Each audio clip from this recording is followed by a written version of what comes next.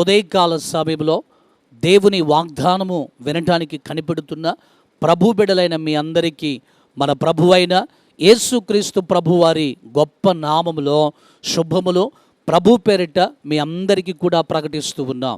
ఈరోజు ప్రభువు మనకు అనుగ్రహించు వాగ్దానమును మనము చదువుకుందాం. పరిశుద్ధ లేఖనములో నుండి కీర్తనల గ్రంథము 34వ కీర్తన 17వ వచనమును మనము చదువుకుందాం. నీతిమంతులు మొర్రపెట్టగా యెహోవా ఆలకించును, వారి శ్రమలన్నిటిలో నుండి వారిని విడిపించును.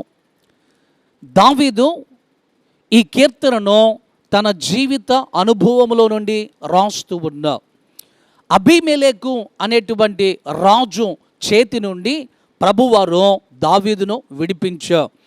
దావీదుకు ఎటువంటి హాని కలగకుండా అబీమెలెకు చేతిలో నుండి దావీదును దేవుడు విడిపించి ఒక క్షేమమును, ఒక మంచి భద్రతను ప్రభువారు అనుగ్రహించారు. అందుకే తన జీవితంలో ప్రభువారు జరిగించిన ఆ మేలును బట్టి, ప్రభువారు తన జీవితంలో జరిగించిన ఆ ఉపకారమును బట్టి ఇప్పుడు దావీదు అంటున్నాడు కదా తన అనుభవంలో నుండి, నీతిమంతులు మొర్రపెట్టగా ప్రభువు ఆలకించును అని. ఎవరు నీతిమంతులు? ఎవరైతే యేసయ్య రక్తములో కడుగుబడ్డారో వారు నీతిమంతులు అని ప్రభు యొక్క లేఖనము స్పష్టముగా తెలియజేస్తూ ఉంది. నీవు ప్రభు యొక్క రక్తములో కడుగుబడ్డావు, ప్రభు యొక్క రక్తము చేత విమోచించబడ్డావు, నీతిమంతునిగా నీతిమంతురాలిగా నీవు తీర్చబడ్డావు. నీవు చేస్తున్న ప్రార్థనలన్నీ కూడా ప్రభువారు ఆలకిస్తూ ఉన్నాడు. ఆయన నీ ప్రార్థనలు అంగీకరిస్తూ ఉన్నాడు.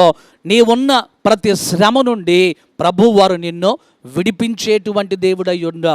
ఒకవేళ నీవు శ్రమలను ఎదుర్కొంటూ, కష్టాలను ఎదుర్కొంటూ కలవరపడుతూ ఉన్నావేమో, ఇక ఈ శ్రమలో ఎంతకాలం నేను అనుభవించాలి, ఈ శ్రమలను నేను ఎంతకాలం సహించాలి అని ఒకవేళ నువ్వు కలవరపడుతూ భయపడుతూ ఉంటే ప్రభువారు మాట్లాడుతూ అంటున్నాడు కదా, నీకు కలిగిన శ్రమలన్నిటిలో నుండి నిన్ను విడిపించేదను అని ప్రభువారు ఒక చక్కని వాగ్దానమును ప్రభు నీకు తెలియజేస్తూ ఉన్నాడు.